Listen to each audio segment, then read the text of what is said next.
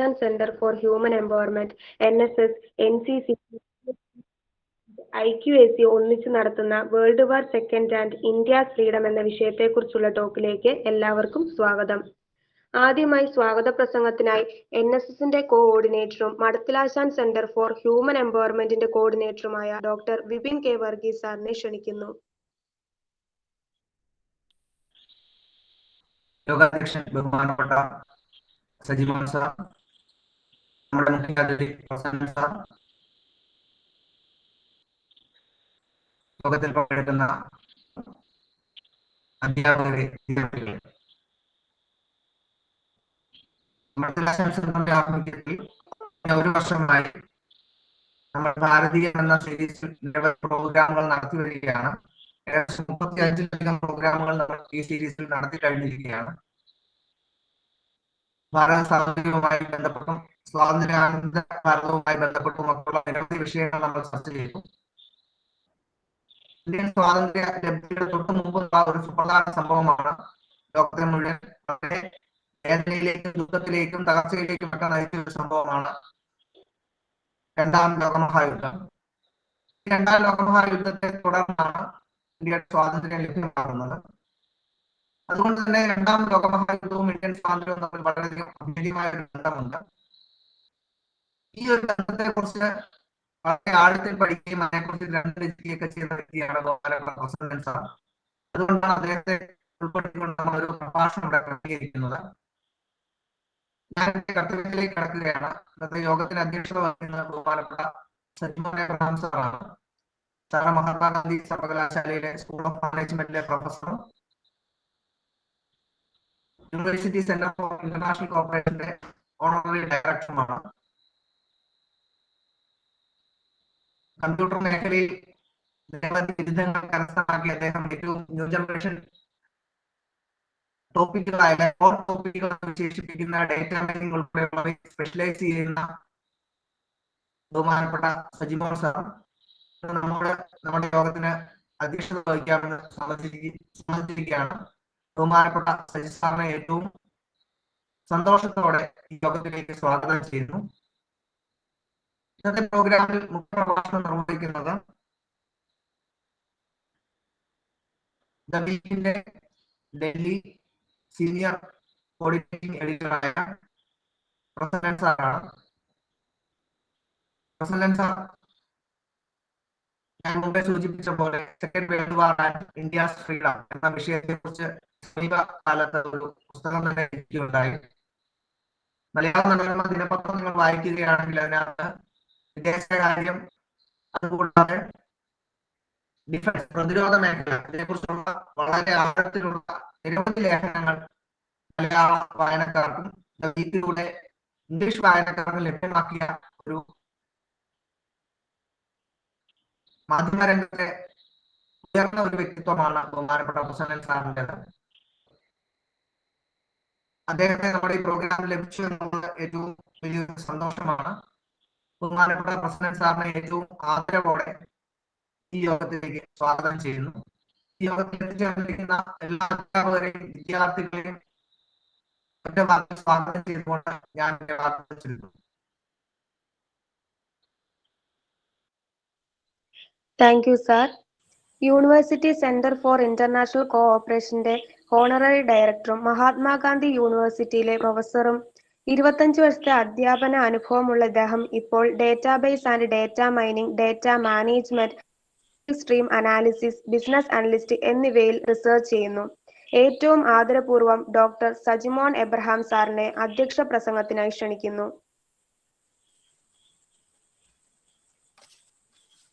Thank you, Dr. Vivin and Aparna, in inviting me to this particular program. Now, respected the chief guest of the day, Sri R. Prasannan, Senior Coordinating Editor of the Week, New Delhi, and Mr. Vivin P. Varghese, and all other coordinators of this Madathilachan Center for Human Empowerment in KG College, Pampadi. In fact, I am so happy to be part and parcel of this particular program as a associating agency for installing a program under Bharatheeyam as a talk from the eminent resource person, Sri R. Prasannan.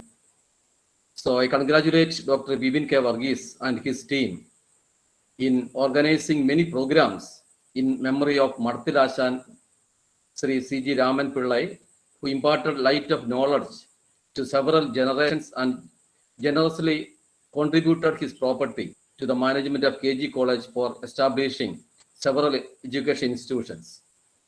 In fact, Dr. Bibin K. Varghese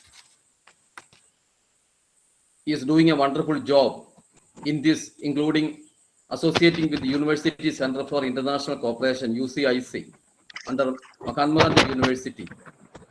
UCIC is an inter-school center under MGU, established for facilitating internationalization MGU campus, including affiliated colleges. I wish all success of today's talk by Sri R. Prasannan, Senior Editor of the week, on the topic of international importance, World War II and India freedom. Hope such sessions will empower the participants with rich knowledge in the domain, and I wish all success for all future programs to be organized under Bharatheeyam by Bharatheeyam Center for Human Empowerment. Thank you very much.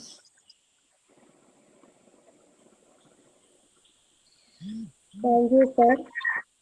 Defence സ്റ്റഡീസിൽ ബിരുദാനന്തര ബിരുദധാരിയായ ഇദ്ദേഹം കഴിഞ്ഞ 40 വർഷമായി പത്രപ്രവർത്തകനാണ്.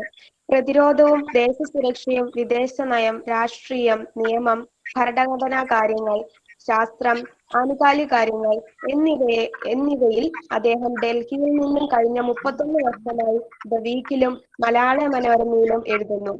കാർഗിൽ യുദ്ധം, സിയാച്ചിൻ സംഘർഷം, താലിബാൻ വിരുദ്ധ യുദ്ധം, ടിബറ്റ് എന്നിവിടങ്ങളിലെ സംഘർഷ മേഖലകളിൽ നിന്നും അദ്ദേഹം ലോകമെമ്പാടും സഞ്ചരിച്ച് റിപ്പോർട്ട് ചെയ്തു. ഇദ്ദേഹത്തിന്റെ പ്രശസ്തമായ രചനയാണ് അലക്സാണ്ടറുടെ അളകനന്ദ, മലയാളത്തിൽ saving the world from Hitler, India's battle in the second world വാർ. നിലവിൽ ഇദ്ദേഹം ദ വീക്കിന്റെ സീനിയർ കോഓർഡിനേറ്റിംഗ് എഡിറ്ററായി നിലകൊള്ളുന്നു.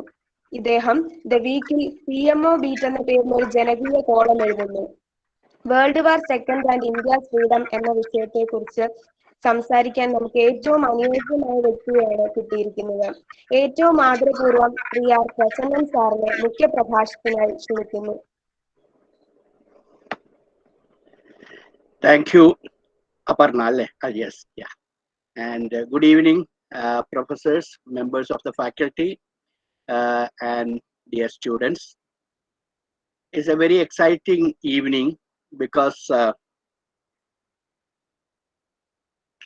being asked to talk on two topics which are close to your heart, that's what you have done.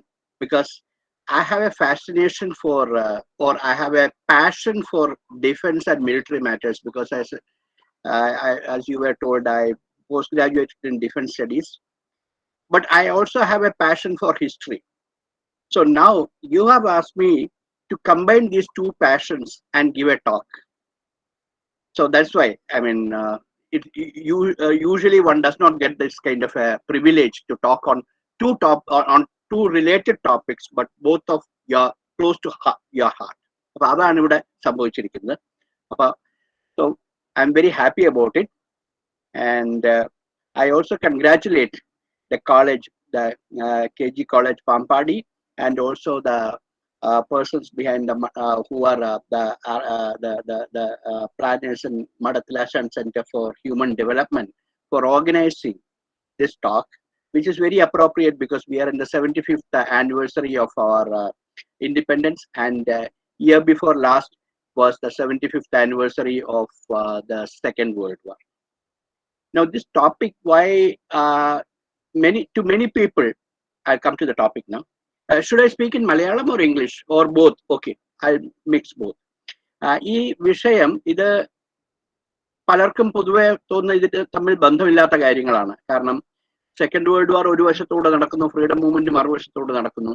Second world വാർ എന്ന് പറഞ്ഞാൽ India ബ്രിട്ടനോട് അല്ലെങ്കിൽ ഈ colonial പവറിനോട് loyalty അല്ലെ കൂറ് കാണിച്ച, അതായത് നമ്മുടെ സൈനികർ അവർക്ക് വേണ്ടി യുദ്ധം ചെയ്യുകയായിരുന്നു എന്നുള്ള ഒരു ഐഡിയ ആണ് ആളുകൾക്കുള്ളത്. അതേസമയം സ്വാതന്ത്ര്യ പ്രസ്ഥാനം എന്ന് പറയുന്നത് ബ്രിട്ടീഷുകാർക്കെതിരെയുള്ളതാണ്. അപ്പൊ ഇത് രണ്ട് ഘടകവിരുദ്ധമായ രണ്ട് മൂവ്മെന്റുകളായിരുന്നു എന്നാണ്. പക്ഷെ ഞാൻ അങ്ങനെയല്ല കാണുന്നത്. ഇതിന് രണ്ടും തമ്മിൽ അഭേദ്യമായ ബന്ധമുണ്ട്. ശരിക്കും പറഞ്ഞാൽ സെക്കൻഡ് വേൾഡ് വാറിന്റെ development during the second world war that led to the freedom എന്ന് വേണമെങ്കിലും ഞാൻ പറയാം. അല്ലെങ്കിൽ ആ ഫ്രീഡം, നമുക്ക് സ്വാതന്ത്ര്യം കിട്ടുന്നതിന് ഒരു എന്താണ് പറയുന്ന ഒരു വേഗത കൂട്ടി. നമ്മൾ പ്രതീക്ഷിച്ചതിനേക്കാൾ നേരത്തെ സ്വാതന്ത്ര്യം കിട്ടും എന്ന് വേണമെങ്കിലും പറയാം. കാരണം ബ്രിട്ടന്റെ തകർച്ച സെക്കൻഡ് വേൾഡ് വാറോട് കൂടിയായിരുന്നു. അപ്പൊ ഇത് രണ്ടും കൂടെ സംയോജിപ്പിച്ചിട്ടുള്ള ഒരു അപ്രോച്ചാണ് ഞാൻ എടുത്തിരിക്കുന്നത്. അപ്പൊ ഇത് പറയുന്നതിന് മുമ്പ് നമുക്കൊരല്പം ഫസ്റ്റ് വേൾഡ് വാറിലേക്ക് പോകേണ്ടി വരും, ഒന്നാം ലോക മഹായുദ്ധത്തിലേക്ക്. അതും ആ സ്വാതന്ത്ര്യ പ്രസ്ഥാനത്തിന്റെ ഇതിന്റെ രണ്ടിന്റെയും കൂടെയുള്ള ഈ രണ്ട് മൂവ്മെന്റിന്റെയും പാരലൽ ആയിട്ടുള്ള സമാന്തരമായിട്ടുള്ള എന്താണ് കോഴ്സ് ഓഫ് ഈവൻസ് നമുക്കൊന്ന് നോക്കേണ്ടി വരും. ഫസ്റ്റ് വേൾഡ് വാർ എല്ലാവർക്കും അറിയാം 1914 ആരംഭിക്കുന്നത്, 14-15 അതോടുകൂടി. അപ്പോ അന്ന് യുദ്ധം ആരംഭിച്ചപ്പോൾ ഇന്ത്യ, അതിന് തൊട്ടു മുമ്പായിരുന്നു മിന്റോ മോർലി റിഫോംസ്. ഇന്ത്യക്കാർക്ക് ഭരണ കാര്യങ്ങളിൽ അല്പം കൂടെ പ്രാതിനിധ്യം നൽകിക്കൊണ്ടുള്ള ഒരു റിഫോമായിരുന്നു, പരിഷ്കാരമായിരുന്നു മിന്റോ മോർലി റിഫോംസ്. അത് ഫസ്റ്റ് വേൾഡ് വാർ വന്നു. ഫസ്റ്റ് വേൾഡ് വാർ വന്നതോടുകൂടി ഇന്ത്യൻ ദേശീയ നേതാക്കള് ബ്രിട്ടന് പൂർണ്ണമായ പിന്തുണ നൽകുകയായിരുന്നു. എന്നല്ല, ധാരാളം ഇന്ത്യയുടെ ഖജനാവിൽ നിന്ന് ധാരാളം ധനവും നൽകുകയും ചെയ്തു. അങ്ങനെ ഒരു ഇതാണ്. പക്ഷെ നമുക്കൊരു എക്സ്പെക്ടേഷൻ ഉണ്ടായിരുന്നു, ഒരു പ്രതീക്ഷ ഉണ്ടായിരുന്നു, that we will get not full freedom. അന്ന് അങ്ങനെ ഒരു കോൺസെപ്റ്റ് വന്നിട്ടില്ല. എങ്കിൽ തന്നെ സ്വരാജ്, ഒരു ലിമിറ്റ് വരെയുള്ള ഒരു സ്വരാജ് ഇന്ത്യക്ക് കിട്ടും, കൂടുതൽ റെപ്രസെന്റേറ്റീവ് ഗവൺമെന്റ് ഉണ്ടാവും. ഇങ്ങനെ ഒരു പ്രതീക്ഷയോടാണ് ഇന്ത്യൻ ദേശീയ നേതാക്കൾ ഒന്നാം ലോകമഹായുദ്ധത്തിൽ ബ്രിട്ടന് സപ്പോർട്ട് കൊടുക്കുന്നത്. പക്ഷെ at the end of the war 1919 യുദ്ധം അവസാനിച്ചു. പക്ഷെ നമുക്ക് കിട്ടിയത് മൊണ്ടഗു-ചെംസ്ഫോർഡ് റിഫോംസ് ആണ്. അതോടുകൂടി സെൻട്രൽ ലെജിസ്ലേച്ചർ എന്നൊന്ന് വന്നു. We got a representative council. ഇതുണ്ടായി. പക്ഷെ the ultimate veto power on every matter of governance was with the British. So it was actually a disappointment. Indian national leaders were thoroughly disappointed with the deal that we got at the end of the First World War, which was only the Montagu-Chelmsford reforms. Then, along with that, something else happened. The Jallianwala Bagh massacre. Now, one should understand, the Sikhs were the backbone of the Indian army, in a way, during the First World War. The Sikhs were recruited in lakhs. And so when they came back, they expected concessions from the British, but what they got was that the cruel, the act of the inglorious Jallianwala Bagh massacre, when they were simply protesting on the Vaishakhi day and protesting against the Rowlatt Act. You know, that shocked the Sikh and the Indian psyche. They were shocked. ഞെട്ടിപ്പോയി. ഇങ്ങനെ ഒരു രീതിയിലുള്ള ഒരു എന്താണ് പെരുമാറ്റം British ഭരണാധികാരികളിൽ നിന്ന് ഇന്ത്യക്കാര് പ്രതീക്ഷിച്ചിരുന്നില്ല. കാരണം ബ്രിട്ടീഷുകാർ ഇന്ത്യക്കാർ അവരോട് സ്വാതന്ത്ര്യത്തിന് വേണ്ടി ദാഹിച്ചിരുന്നെങ്കിൽ തന്നെ ബ്രിട്ടീഷുകാരുടെ മറ്റു ചില, അതായത് ഒരു ഫെയർനെസ്, ഒരു ഡെമോക്രാറ്റിക് കൾച്ചർ, ഇതിലെല്ലാം പ്രതീക്ഷയും ഉണ്ടായിരുന്നു, വിശ്വാസവും ഉണ്ടായിരുന്നു. ഇതെല്ലാമാണ് 1919 ഈ ജാലിയൻവാല മാസക്കറോട് കൂടി തകർത്തത്. അതാണ് ഇന്ത്യക്കാരെ കൂടുതൽ ക്ഷോഭിപ്പിച്ചതും, അതായത് പ്രകോപിതരാക്കിയതും. ബ്രിട്ടനെതിരെ പിന്നെ താമസിയാതെ തന്നെ പൂർണ്ണ സ്വരാജ് ആവശ്യപ്പെടാൻ തുടങ്ങി. അന്ന് ലാഹോറിൽ വെച്ചുള്ള കോൺഗ്രസ് സമ്മേളനത്തിൽ പൂർണ്ണ സ്വരാജ് ഇന്ത്യൻ ദേശീയ നേതാക്കൾ ആവശ്യപ്പെടുകയായിരുന്നു. അതിനു മുമ്പ് അങ്ങനെ ഒരു റെസൊല്യൂഷൻ ഒഫീഷ്യലായിട്ട് പാസ്സാക്കിയിട്ടില്ല. അപ്പൊ ഫസ്റ്റ് വേൾഡ് വാറും ഈ 2-3 സംഭവങ്ങളോടുകൂടി പൂർണ്ണ സ്വരാജിലേക്കുള്ള നീക്കം ആരംഭിക്കുകയാണ്. അത് പിന്നീട് പ്രൊട്ടസ്റ്റ് ആയി, ഗാന്ധിജിയുടെ നോൺ കോപ്പറേഷൻ മൂവ്മെന്റായി. ഇങ്ങനെ എന്താണ് ഇന്ത്യൻ ദേശീയ പ്രസ്ഥാനവും ബ്രിട്ടീഷ് ഒരു ഡയലോഗോട് കൂടി ഉണ്ടായിരുന്ന ഒരു ഭരണ സംവിധാനമായിരുന്നു, അല്ലെങ്കിൽ ഒരു പൊളിറ്റിക്കൽ മൂവ്മെന്റ് ആയിരുന്നു. ഇത് രണ്ടും രണ്ട് വഴിക്ക് നീങ്ങുകയാണ്. അതോടുകൂടി പിന്നെ ഗാന്ധിജിയുടെ ദണ്ഡി യാത്ര, അതായത് ബ്രിട്ടീഷ് നിയമങ്ങൾ വയലേറ്റ് ചെയ്യുക, അല്ലെങ്കിൽ ഡിഫൈ ദ ലോ എന്നുള്ളതാണ്. ഒരു ഭരണകൂടത്തിന് പിന്നെ ഒരിക്കലും പിടിച്ചു നിൽക്കാൻ പറ്റില്ല. അപ്പൊ ആ ലെവൽ വരെ എത്തിയിരിക്കുകയാണ്. അങ്ങനെ ഇരിക്കുമ്പോഴാണ് പിന്നെ റൗണ്ട് ടേബിൾ കോൺഫറൻസിന് ഗാന്ധിജി പോകുന്നു. അന്നത്തെ വൈസ്രോയി ആയിരുന്ന ഇർവിൻ അദ്ദേഹത്തെ ഗാന്ധി ആയിട്ടൊരു പാക്ട്, ഒരു ഉടമ്പടി ഉണ്ടാക്കുകയും അദ്ദേഹത്തിന്റെ പേര് പറയാൻ, ഇർവിന്റെ പേര് പറയാൻ പ്രധാന കാരണമുണ്ട്, അത് ഞാൻ പിന്നീട് പറയാം. ഇർവിനാണ് ഗാന്ധിജിയെ പെർസ്വേഡ് ചെയ്ത് ലണ്ടനിലേക്ക് ഓട്ടമേശ സമ്മേളനത്തിനായിട്ട് അയക്കുന്നു. സമ്മേളനം പരാജയപ്പെട്ടെങ്കിലും വീണ്ടും ബ്രിട്ടീഷ് റൂളേഴ്സും ഭരണാധികാരികളും ഇന്ത്യയിലെ ദേശീയ പ്രസ്ഥാന നേതാക്കളും തമ്മിൽ വീണ്ടും ഒരു ഡയലോഗ് അതോടുകൂടി ആരംഭിക്കുകയാണ്. അങ്ങനെയാണ് 1935 ഗവൺമെന്റ് ഓഫ് ഇന്ത്യ ആക്ട് വരുന്നത്. ഈ ഗവൺമെന്റ് ഓഫ് ഇന്ത്യ ആക്ട് ആണ് യഥാർത്ഥത്തിൽ ഇന്ന് പറഞ്ഞു കഴിഞ്ഞാൽ നമ്മുടെ ഇന്നത്തെ കോൺസ്റ്റിറ്റ്യൂഷന്റെ പോലും ഒരു അടിസ്ഥാന രേഖ എന്ന് പറയുന്നത്. അതോടുകൂടി representative government were elected to power in the provinces, and also at the center also Indians got more representation in the legislative council. Now that was the setting when the Second World War, that Indians and the British were a sort of, well, Indians were demanding Purna Swaraj, but at the same time there was a give and take, a sort of an understanding. That was the situation. Now that's the time in 1939 the Second World War broke out. Now you all know the reasons, the causes of the Second World War: Hitler's invasion of the Europe, domination of over Europe, and also Mussolini's rise in Italy, the rise of fascism in Italy, which was considered a threat to the free world. Now that's the atmosphere in which the Second World War opened. Now what's very interesting is that most Indian leaders, despite demanding complete freedom from the British, were sympathetic to the British cause, British or the Western, the Allied cause, that is, fight against fascism, fascism of Hitler, Mussolini, and also remember the Soviet Russia also was in an alliance with Hitler at that time, in the initial stages of the war. So the three dictators, virtually as we looked at it, three dictators were trying to conquer Europe, not only Europe, even Asia. Stalin from the Soviet Union, Hitler from Germany, and Mussolini from Italy. So these three were getting together and essentially trying to conquer the Europe and Asia, as also Africa. So that was the situation. So naturally, most of the Indian leaders had a sympathy for the British cause. And also there was the other fear. The British also had that concern that Russia might be invading India from the northwestern border through Afghanistan. So that concern, that fear in the British minds had been there right from the 19th century. That's called the Great Game. So that fear was also there. So now when they showed the signs of aggression, Mussolini, Stalin, so they thought that real threat was now going to be realized. That threat was going to be realized. So that's the situation in which the war opened. Now, what happened was Indian leaders expected that they would now be consulted, because the government has their representatives. It's their governments which are in the provinces. In the central legislature also they had representatives.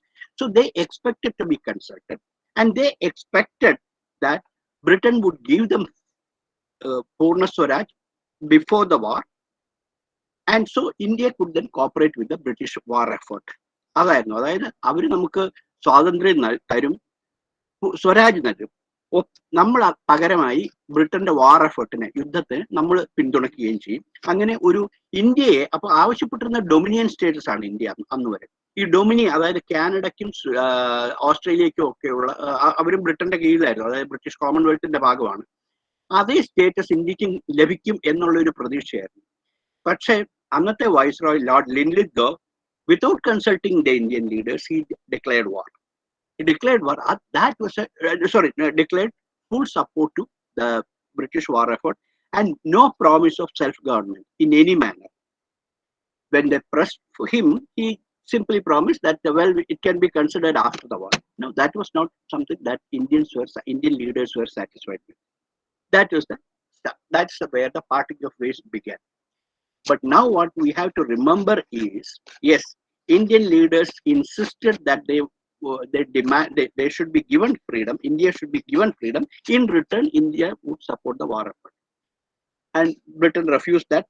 Yet, even while continuing their non-cooperation, the Indian leadership did not block or in any manner try to subvert the recruitment to the army. So they were not cooperating, but at the same time, they were not disrupting the war effort. അപ്പൊ recruitment അതോടുകൂടി തുടങ്ങുകയാണ്. അപ്പൊ Indian leaders protest ചെയ്തു, അത് ഒരു വഴിക്ക് പോകുന്നു. അതേസമയം റിക്രൂട്ട്മെന്റ് ഇൻ ലാക്സ് ആരംഭിച്ചു. ആ റിക്രൂട്ട്മെന്റിന് ദേശീയ നേതാക്കൾ തടഞ്ഞില്ല എന്നുള്ളതാണ് ഇവിടെ നമ്മൾ ഓർക്കേണ്ട കാര്യം. അതായത് വാർ എഫേർട്ടിനോട് കോപ്പറേറ്റ് ചെയ്തില്ലെങ്കിൽ തന്നെ അതിന് തടസ്സങ്ങൾ ഉണ്ടാക്കിയില്ല. അങ്ങനെയാണ് ഈ യുദ്ധം ആരംഭിക്കുന്നത്. 1939 ഇത് ആരംഭിച്ചു. 42 നമ്മൾ സ്വാതന്ത്ര്യ പ്രസ്ഥാനത്തിൽ അത് ക്വിറ്റ് ഇന്ത്യ മൂവ്മെന്റ്, അതായത് ഇന്ത്യ വിടുക എന്ന് വരെയുള്ള ഒരു ഡിമാൻഡ് ഇന്ത്യക്കാർ വെച്ചു. അതേസമയം യുദ്ധം അതിന്റെ വഴിക്ക് അങ്ങ് പോയിക്കൊണ്ടിരിക്കുകയാണ്. ഇനി ഞാൻ യുദ്ധത്തിലേക്ക് പോവുകയാണ്. എങ്ങനെയാണ് യുദ്ധം ആരംഭിച്ചതെന്ന് നോക്കണം. 1939 യുദ്ധം ഡിക്ലെയർ ചെയ്തു. ഇന്ത്യൻ ആർമി അങ്ങോട്ട് കമ്മിറ്റ് ചെയ്യുകയായിരുന്നു. ഈ കമ്മിറ്റ്മെന്റ് ആദ്യം തന്നെ, അപ്പൊ അന്നത്തെ ബ്രിട്ടന്റെ നില ആലോചിക്കണം. അന്ന് ബ്രിട്ടന്റെ അലൈസ് ആരുമില്ല, സഖ്യകക്ഷികൾ എന്ന് പറയാൻ ആരുമില്ല ബ്രിട്ടൻ എന്ന്. യൂറോപ്പിലെ ഒരു വലിയ പവറായിരുന്ന France had already collapse in Hitler's invasion. Russia was hostile. The only hope was America, but America was keeping away from the war at that time, in the initial phase of the war. They had resources, they had power, everything, but they were keeping off all European politics, which means Britain was alone fighting this war. Alone with immense, they didn't have much of a military. They had a powerful navy. Their army was scattered all over their colonies, in Africa, in India, in Singapore, in Malaya, in Hong Kong, and all that. It's not a it couldn't be brought together, consolidated to fight a European war. That's another situation. So Britain was desperate at that time. That's the time when they banged on the Indian government. So the Indian army was committed, and the first the soldiers were sent to. First scene of action was North Africa. North Africa were in there. The Italians were the threat to the British. അതായത് Italians അന്നത്തെ ബ്രിട്ടന്റെ അവിടുത്തെ territories ഏതാണ്ട് മുഴുവൻ പിടിച്ചു കഴിഞ്ഞിരുന്നു ആ സമയം. അപ്പോഴേക്കും സൊമാലിലാൻഡ്, ഈജിപ്റ്റ്, സിറിയ, ഇവിടെയെല്ലാം the British were facing the Italians. It was there that the first action for the Indians were committed.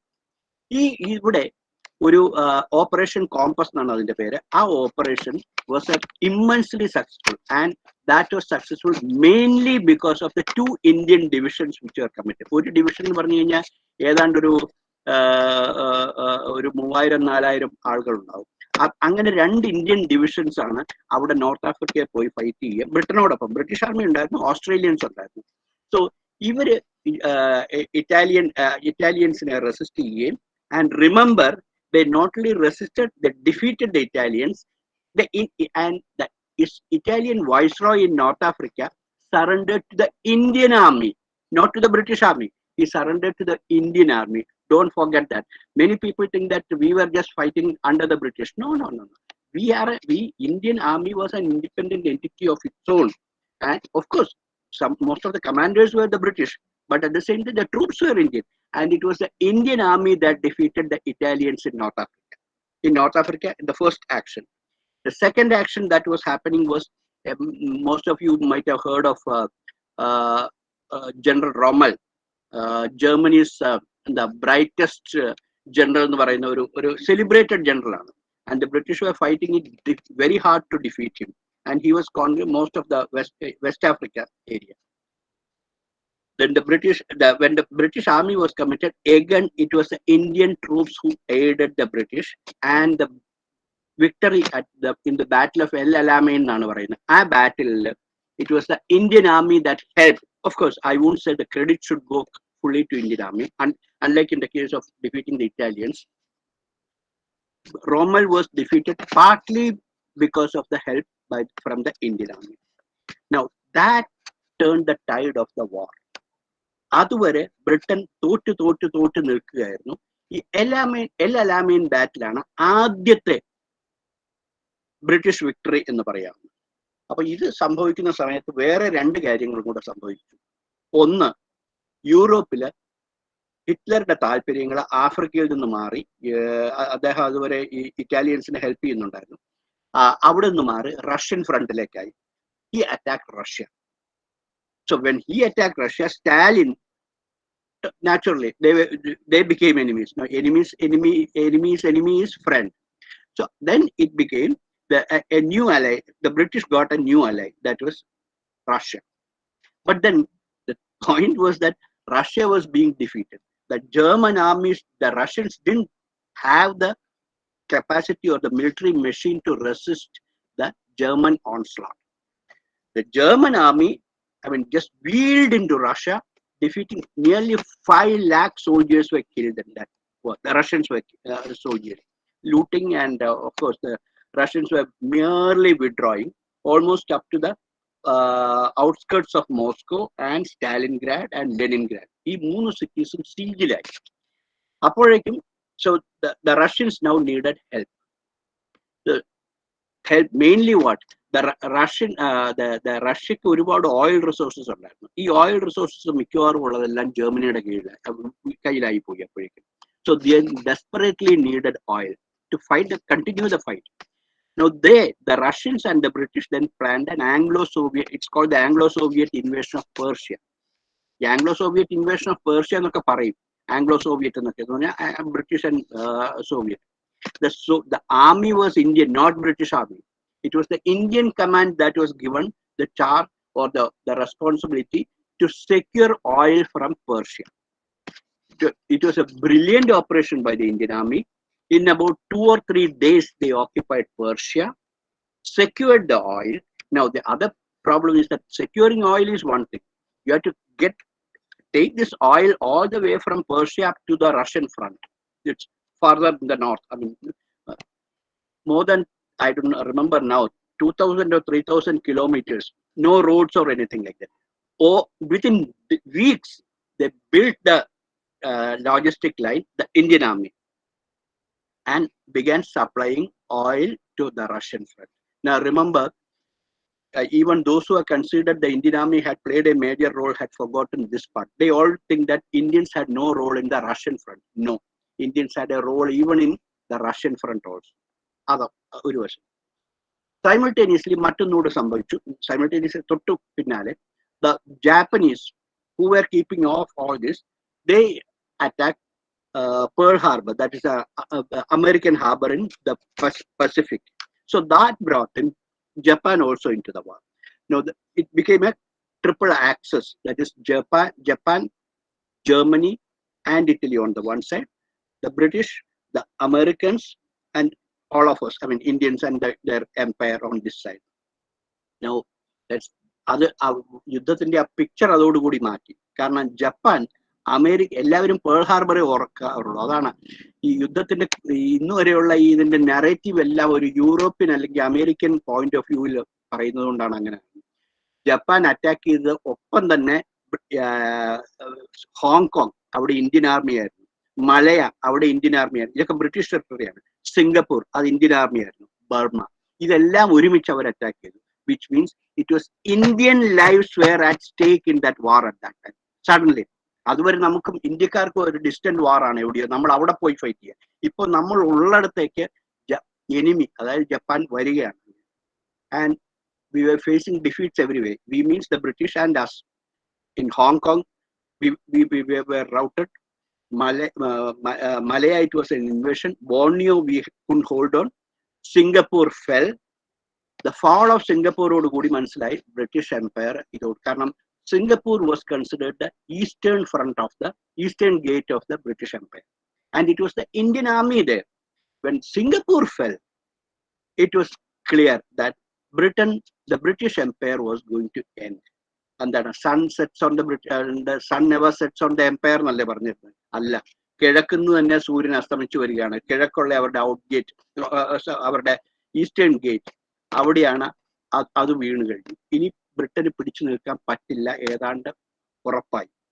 They withdrew into മലയയിൽ നിന്ന് ബർമയിലെത്തി, and the Japanese were chasing. And it was British withdraw എന്ന് പറഞ്ഞു കഴിഞ്ഞാൽ it was all mostly Indian army. Of course, there were British soldiers also, but most of it was Indian soldiers.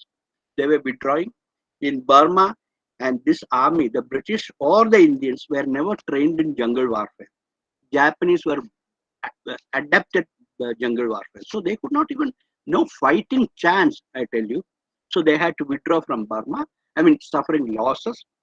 But then as the withdrawal ഇങ്ങനെ continue ചെയ്യാണ്, ഞാൻ വളരെ ഒരുപാട് കാര്യങ്ങൾ വിട്ടാണ് പറയുന്നത്. Then finally, Indian Army അന്നത്തെ Burma operations head ആയിരുന്നു William slim. William Slim decided that this has to end. The last war, എന്താണ് ലാസ്റ്റ് സ്റ്റാൻഡ് എന്ന് പറയും, ഒടുവിലത്തെ ഒരു നിലപാട് അത് ഇന്ത്യയുടെ ബോർഡറിൽ വെച്ച് നടത്തണമെന്ന്. That is the last stand for Britain as well as the allies was on the borders of India at Kohima, Imphal, ആ ഒരു ലൈനിൽ ഇന്ത്യയുടെ ഈസ്റ്റേൺ ഗേറ്റ് എന്ന് പറയാം. അവിടെ that was the last stand. They decided to take the last stand there. So since till then the Japanese had no setback right from the start, from Pearl Harbor attack and the attack on Malaya and Singapore. Since then the Japanese were, it was എന്താ പറയുന്ന ഒരു victory run ആയിരുന്നു Japan. At the gates of India, the Japanese had the first defeat. Remember, the first defeat that Japanese ever had in the Second World War was at the hands of the Indian Army, mostly Indian Army. The British were there, Australians were there. At the gates of India, Kohima, Imphal, നമ്മുടെ ഇന്നത്തെ മണിപ്പൂരിന്റെ നാഗാലാൻഡിന്റെ capital, അവിടെ ഒരു line, അവിടെ ഒരു എന്താ പറയുന്ന ഒരു fortress മാതിരി ഇന്ത്യൻ ആർമി അവിടെ റെസിസ്റ്റ് ചെയ്ത് നിന്നു. When the Japanese came down the hills, Indian Army and Indian Air Force pounded them from the air as well as the land and all that. And that is where the Japanese finally, they were shocked. ഇതുവരെ smooth run ആയിരുന്ന അവര് അവിടെ വെച്ച് നിന്നു എന്ന് തന്നെയല്ല, they got hit back. Not only hit back, they started withdrawing. The first time the Japanese army in the 20th century began withdrawing, facing defeat, was at the gates of India. അപ്പൊ അവര് withdraw ചെയ്യാൻ തുടങ്ങി. ആ withdrawal and Indian started chasing them into Burma. പിന്നെ and we were reconquering Burma. ഓരോ major battles ഒക്കെ, Mandalay ബാറ്റിലൊക്കെ, അതൊക്കെ വളരെ ഫേമസ് ആയിട്ടുള്ള ഓരോ ബാറ്റിൽസ് ആണ്. ഇതെല്ലാം മിലിറ്ററി ഹിസ്റ്റോറിയൻസ് പറയുന്നത് the fiercest battles ever fought in the 20th century were in Burma between the Japanese on one side and the British and the Indians on the other side. This is the fiercest battles, the bitterest battles ever fought in the 20th century or even in recent memory. അതായിരുന്നു ആ ഒരു ഇത്. The Japanese were finally reversed, and of course then you all know what happened and all that. The Hiroshima, Nagasaki, finally the Japanese admitted defeat and surrendered. Now let's now get back to the freedom movement. Now, as we said, the Japanese were defeated, but there were certain other points. One, Britain won the war, but they were too weak now to continue. I mean, Suez was gone, Singapore was gone, Malaya and all that reconquered. But by then also and then a Josh in the Easterners that we saw what the Japanese were doing and all that. That was one. ഒരു national spirit ഇവിടെ ഉണ്ടായി. Secondly, the conduct of the British administrators in Malaya and all that were very, very poor. അവരെ ഇട്ടിട്ട് പോവുമായിരുന്നു.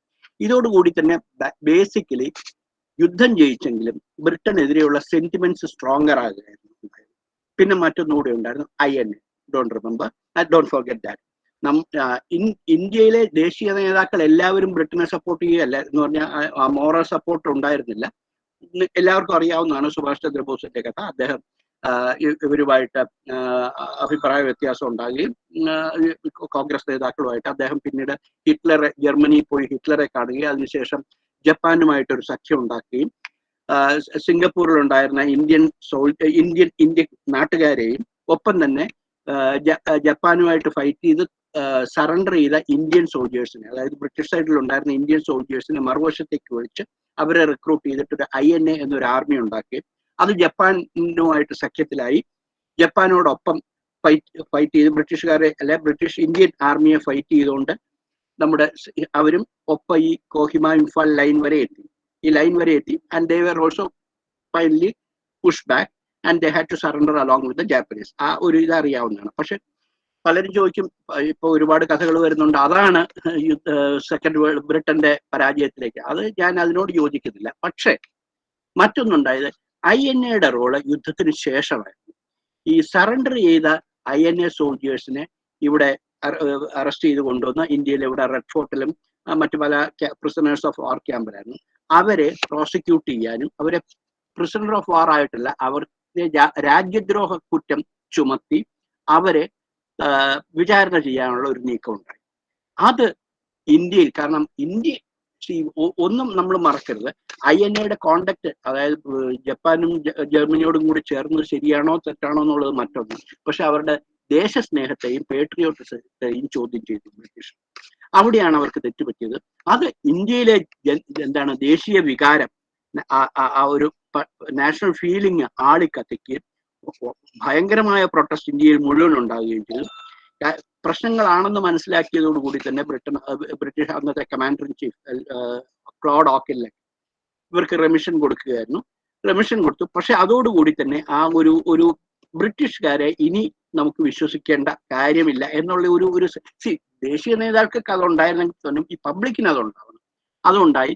അപ്പോഴാണ് Indian നേവിയിൽ ഒരു revolt ഉണ്ടാകുന്നത്, ബോംബെയിൽ royal Indian navy revolt എന്ന് പറയും, മ്യൂട്ടിനി. അത് എന്താണ് റാങ്ക് ദ ഡെത്ത് നെൽ of the British rule in India എന്ന് പറയാം. അതോടുകൂടി ഒരു മനസ്സിലായി ഇന്ത്യൻ മിലിറ്ററിയുടെ ലോയൽറ്റി പോലും അവർക്ക് ബ്രിട്ടീഷുകാർക്ക് they could take for granted എന്നുള്ളത് മനസ്സിലാകുകയും അങ്ങനെയാണ് അപ്പൊ തന്നെ ക്രിപ്സ് മിഷൻ ഇവിടെ ഒരു ക്യാബിനറ്റ് മിഷൻ വന്നു. അതിനു മുമ്പ് തന്നെ വന്നു കഴിഞ്ഞിരുന്നു.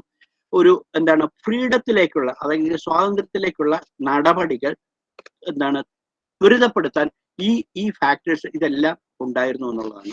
അതായത് ബ്രിട്ടന്റെ they couldn't hold on after the defeat, after victory, though they were victorious, they realized that they could not hold on to their empire with taking for granted India, because India was now ready for independence or ready for freedom, ready for self rule എന്നുള്ള ഒരു realisation. മറ്റ് ഫാക്ടേഴ്സിനെയൊക്കെ ഞാൻ discount ചെയ്യല്ല, മറ്റ് factors ആണ്. പക്ഷെ ഇങ്ങനെ ഒരു ഫാക്ടർ ഈ സ്വാതന്ത്ര്യ പ്രസ്ഥാനം അല്ലെങ്കിൽ സ്വാതന്ത്ര്യം നമുക്ക് ട്രാൻസ്ഫർ ഓഫ് പവർ എന്താണ് അല്പം നേരത്തെ ആക്കുന്നതിന് അല്ലെങ്കിൽ അല്പം ദ്രുതഗതിയിലാക്കുന്നതിന് ഇതൊരു വലിയ ഫാക്ടർ ആയിരുന്നു എന്ന് മാത്രമേ എനിക്കിവിടെ പറയാനുള്ളൂ. ഏതാണ്ട് ഒരു നക്ഷലിൽ ഞാൻ പറയുകയായിരുന്നു. ഒരുപാട് പോയിന്റ്സ് എനിക്ക് വിട്ടുകളയേണ്ടി വന്നു, കാരണം നമുക്കൊരു 20-40 മിനിറ്റ് ആണെന്നല്ലോ. ചോദ്യങ്ങൾ എന്തെങ്കിലും ഉണ്ടെങ്കിൽ I be very happy to answer in English or Malayalam, not in Hindi please. I am not very good at Hindi. Thank you very much. Thank you sir for valuable words. ആർക്കെങ്കിലും എന്തെങ്കിലും ചോദിക്കാനുണ്ടെങ്കിൽ ചോദിക്കാവുന്നതാണ് ഇപ്പോൾ.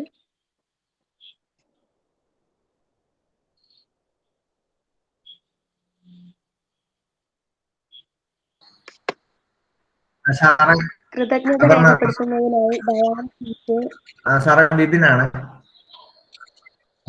സാറേ ഈ സെക്കൻഡ് ഇൻഡിപെൻഡൻസിലേക്ക് എത്തുന്നുണ്ട്, പക്ഷെ അവിടെ നമ്മളെ സംബന്ധിച്ച് വലിയൊരു ദുഃഖത്തിന്റെ സമയമാണ്. ആക്ച്വലി ഇന്ത്യ ഡിവിഷന്റെ, ഇന്ത്യയും പാകിസ്ഥാനുമായിട്ടുള്ള ഒരു വലിയ വിഭജനത്തിലെ വലിയൊരു പ്രശ്നം മഹാത്മാഗാന്ധി ഉപവസിക്കുന്ന ഉൾപ്പെടെയുള്ള ഒത്തിരി കാര്യങ്ങൾ സംഭവിക്കുന്നുണ്ട്. ഇതില് ഡിവിഷനകത്ത് ബ്രിട്ടന് റോൾ ഉണ്ടായിരുന്നോ, അതോ അവരതിനു വേണ്ടി താല്പര്യം കാണിച്ചു? ഉണ്ട്. അവർക്ക് ഒരു അത് അവര് നേരിട്ട് അങ്ങനെ കാണിച്ചോ എന്നുള്ളതല്ല, അവരുടെ പോളിസീസ്, അതായത് ഡിവൈഡ് ആൻഡ് റൂൾ പോളിസി, അത് ആദ്യം തൊട്ടേ ഉണ്ടായിരുന്നതാണ്. പ്രത്യേകിച്ച് 1857 മ്യൂട്ടണി, അതായത് എന്ന് അവർ വിളിക്കുന്ന നമ്മുടെ ഫസ്റ്റ് വാർ ഓഫ് ഇൻഡിപെൻഡൻസ്, അതിന് ആ സമയത്ത് അന്ന് ഒരു എന്താ ഹിന്ദു മുസ്ലിം ഒരു പ്രശ്നങ്ങൾ ഉണ്ടായിരുന്നില്ല ആ മ്യൂട്ടണിയിൽ, അന്നത്തെ ആ റിവോൾട്ടിൽ.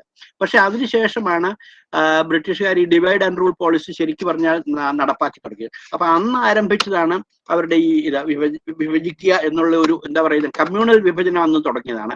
പിന്നെ 1902 4 കഴ്സന്റെ ബംഗാൾ വിഭജനം, അത് ഹിന്ദു ഏരിയ ഒരു വശത്തും മുസ്ലിം ഏരിയ, ഇങ്ങനെ ആ മജോറിറ്റി ആർക്ക് എന്നുള്ള രീതിയിലുള്ള ഒരു വിഭജനം കൂടെ, അതും കമ്മ്യൂണൽ ആയിരുന്നു എന്നുള്ളത് വളരെ ക്ലിയർ ആണ്. ദോ അഡ്മിനിസ്ട്രേറ്റീവ് സൗകര്യത്തിന് വേണ്ടിയാണെന്നാണ് ബ്രിട്ടീഷുകാരുടെ അന്നത്തെ ജസ്റ്റിഫിക്കേഷൻ, പക്ഷെ അത് വളരെ കമ്മ്യൂണൽ ആയിരുന്നു. പിന്നീട് അവരുടെ ഉള്ള പോളിസീസ് എല്ലാം ഒരു കമ്മ്യൂണിറ്റിയെ മറ്റേ കമ്മ്യൂണിറ്റിക്കെതിരെ തിരിച്ചുകൊണ്ടുള്ള ഒരു ഭരണമായിരുന്നു. അതിന്റെ എന്താണ് പറയുന്ന ഫൈനൽ റിസൾട്ടാണ് ഈ നമ്മുടെ പാർട്ടീഷൻ എന്നുള്ളതിൽ യാതൊരു സംശയമില്ല. ആ പാർട്ടീഷന്റെ സമയത്ത് അത് എത്രമാത്രം മനഃപൂർവ്വം ചെയ്തതാണെന്നുള്ള കാര്യത്തിൽ വ്യക്തതയില്ല. പക്ഷെ അന്നത്തെ റെക്കോർഡ്സ് നമ്മൾ പലതും പരിശോധിച്ചു കഴിഞ്ഞാൽ അങ്ങനെ ഒരു ഇന്റന്റ് അവർക്ക് ഉണ്ടായിരുന്നു എന്നുള്ളത് വളരെ ക്ലിയർ ആണ്. കാരണം ഇത്രയും വലിയൊരു രാജ്യം ഇങ്ങനെ ഇത് വന്നു കഴിഞ്ഞാൽ ഇന്ത്യ ഒരു ഏഷ്യൻ പവറായി മാറും എന്നുള്ള കാര്യത്തിൽ സംശയമൊന്നും ഉണ്ടായിരുന്നില്ല.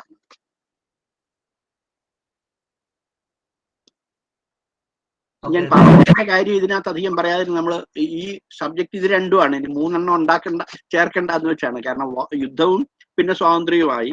അപ്പൊ പാർട്ടീഷന്റേത് പിന്നെ വേറൊരു ഫാക്ടറായിട്ട് വരികയാണ് അതിനുശേഷം അതോടൊപ്പം. Sir okay, thank you sir. ആർക്കെങ്കിലും എന്തെങ്കിലും ചോദിക്കാനുണ്ടെങ്കിൽ ചോദിക്കാം.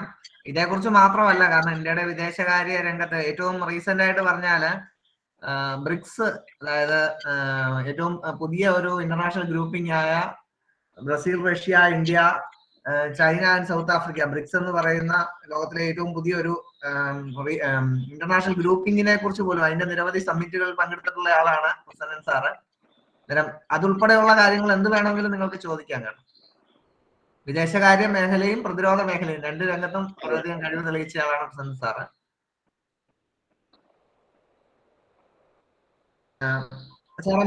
മറ്റൊരു ചോദ്യം കൂടെ ഇതുമായിട്ട് ബന്ധപ്പെട്ട് ഞാൻ ഈ സാർക്കിന്റെ നിലവിലത്തെ പ്രസക്തിയെ കുറിച്ചിട്ട്, കാരണം സാർക്ക് ഗെയിംസും സാർക്ക് യൂണിവേഴ്സിറ്റിയിലേക്കൊക്കെ നമ്മൾ എത്തിയതാണ്. പക്ഷെ അതിനുശേഷം പിന്നീട് ഇപ്പൊ അത്രയും ഒരു പ്രസക്തമല്ലാത്ത രീതിയിൽ, കാരണം വാർത്തകളിലൊന്നും അങ്ങനെ കാണാറില്ല. അതേക്കുറിച്ച്. അതെ, സാർക്ക് ഒരു ഡെഡ് ലെറ്റർ ആയി കഴിഞ്ഞു മോർ ഓർ ലെസ്. കാരണം എന്താ വെച്ചാൽ നമുക്ക് ഈ സാർക്ക് ബേസിക്കലി ഇന്ത്യയാണ് അതിനകത്തെ ലീഡിങ് മെമ്പർ. അപ്പൊ ഇന്ത്യക്ക് തന്നെ താല്പര്യമില്ല. മാത്രമല്ല ഈ എല്ലാ രാജ്യങ്ങളും കൂടെ ഒരുമിച്ച് വരാതെ ഇതിനകത്തൊരു മീറ്റിംഗ് നടത്തിയിട്ട് കാര്യവുമില്ല. സാർക്കിൽ നമ്മളും വേണ്ടത്ര താല്പര്യം കാണിക്കുന്നില്ല എന്നുള്ളതാണ്. നമ്മൾ അതിനേക്കാൾ കൂടുതലായിട്ട് ബിംസ്റ്റെക് മാതിരിയുള്ള മറ്റു ഗ്രൂപ്പിങ്ങുകൾ, അതായത് ബർമ, ബംഗ്ലാദേശ്, ഇങ്ങനെയുള്ള പല രാജ്യങ്ങളുമായിട്ടുള്ള ചേർന്നുകൊണ്ടുള്ള നീക്കങ്ങളിലേക്ക് നമ്മൾ മാറിക്കൊണ്ടിരിക്കുകയാണ്. കാരണം സാർക്ക് എന്തായാലും അതിനെ ഫ്ലോഗിങ് ഡെഡ് ഹോഴ്സ് എന്ന് പറഞ്ഞ പോലെയാണ്. സാർക്കിന്റെ എൻഡ് ഏതാണ്ട് ആയി കഴിഞ്ഞു. ഇനി നമുക്ക്, കാരണം പാകിസ്ഥാനുമായിട്ട് നമുക്ക് ഈ രീതിയിൽ ഇങ്ങനെ സംയുക്തമായിട്ട് ഇങ്ങനെ കോപ്പറേറ്റ് ചെയ്ത് പോകാനുള്ള ഒരു സാധ്യമല്ല എന്നുള്ളത് വളരെ വ്യക്തമാണ്. അത് കാരണം മറ്റ് ഇതിലാണ് ഇപ്പൊ ഇന്ത്യയുടെ ഡിപ്ലോമാറ്റിക് അല്ലെങ്കിൽ ഫോറിൻ പോളിസി എനർജി ശ്രദ്ധ കൂടുതൽ മറ്റ് ഗ്രൂപ്പുകളാണ്. ഇപ്പൊ പറഞ്ഞ ബ്രിക്സ് ഉണ്ടായിരുന്നു, ബിംസ്റ്റെക്, പിന്നെ ഇന്ത്യ ആസിയാൻ സമ്മിറ്റുകൾ നടക്കുന്നുണ്ട്. ബേസിക്കലി മറ്റൊന്ന് നമ്മുടെ ശ്രദ്ധ അതുപോലെ തന്നെ 2 ഏരിയയിലേക്കാണ് ഫോറിൻ പോളിസിയുടെ ശ്രദ്ധ പോകുന്നത്. ഒന്ന് ഈസ്റ്റ്, അതായത് അസിയാനുമായിട്ട്. അവരൊക്കെ ഇക്കണോമിക്കലി വളരെ പ്രോഗ്രസ് നേടിയ രാജ്യങ്ങളാണ് പലതും, ബർമയല്ല, മറ്റു പലതും. ഒപ്പം തന്നെ അറബ് വേൾഡുമായിട്ടുള്ള അറബ് രാജ്യങ്ങളുമായിട്ട് നമ്മൾ കൂടുതൽ നമ്മുടെ ബന്ധങ്ങൾ ശക്തിപ്പെടുത്താനുള്ള ഒരു ശ്രമമാണ്. പ്രത്യേകിച്ച് എനർജി സെക്യൂരിറ്റിക്കും അല്ലാതെ തന്നെ അവർക്ക് ഇൻവെസ്റ്റ്മെന്റ്സ് അവർക്ക് സ്കോപ്പ് കൂടുതലുള്ളതാണ്. മാത്രമല്ല അവർക്ക് ഹ്യൂമൻ റിസോഴ്സസ് ഇനിയും ആവശ്യമാണ്. ഇങ്ങനെ പല ആവശ്യങ്ങളുള്ളത് കാരണം നമ്മുടെ ഫോറിൻ പോളിസി നമ്മുടെ നെയ്ബർഹുഡില് വെസ്റ്റ് ഏഷ്യയിലേക്കും, മിഡിൽ ഈസ്റ്റ്, അറബ് വേൾഡിലേക്കും, ഈസ്റ്റിലെ ആസിയാൻ കൺട്രീസിലേക്കും അങ്ങനെ ശ്രദ്ധ മാറിക്കൊണ്ടിരിക്കുകയാണ്. ഒപ്പം ഈ റിസോഴ്സ് റിച്ച് ആയിട്ടുള്ള ഈ ബ്രിക്സ് രാജ്യങ്ങള്, ഇതിലൊക്കെയാണ് നമ്മളുടെ ശ്രദ്ധ. പിന്നെ സെക്യൂരിറ്റി ഇതിലേക്ക് വരുമ്പോഴേക്കും ക്വാഡ് മാതിരിയുള്ള ഗ്രൂപ്പിങ്ങുകൾ വരുന്നു.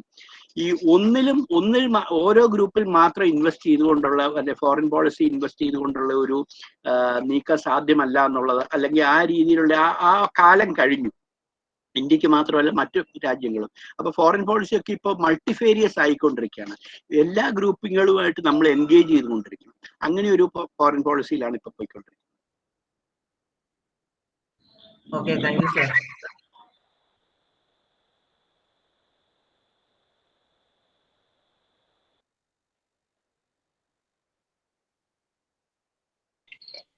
ഇനി ആരും ചോദിക്കാനില്ലെന്ന് കരുതുന്നു.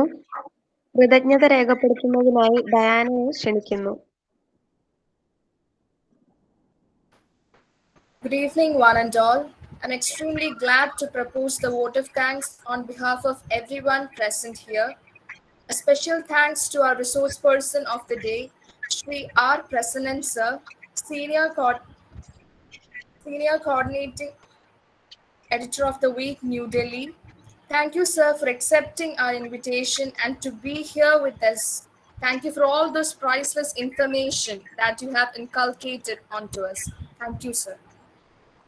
I would like to thank Professor Dr. Sajimon Abraham, sir, Honorable Director of University Center for International Cooperation, MG University, Thank you, sir, for being here with us today. I would like to express my deepest gratitude to Dr. Vipin K. Verghese, sir, coordinator of our Marthalashan Center for Human Empowerment. These and many such programs wouldn't have possible without you, sir. Thank you so much for giving us such opportunities. Thank you, teachers, for your constant guidance and support. My dear friends, thank you so much for being here with us today. I would like to thank each and everyone present here. Your presence made this program a resounding success. Thank you. Thank you so much. Thank you. Thank you, sir. Thank you. Good night. Night, sir. Good night, sir.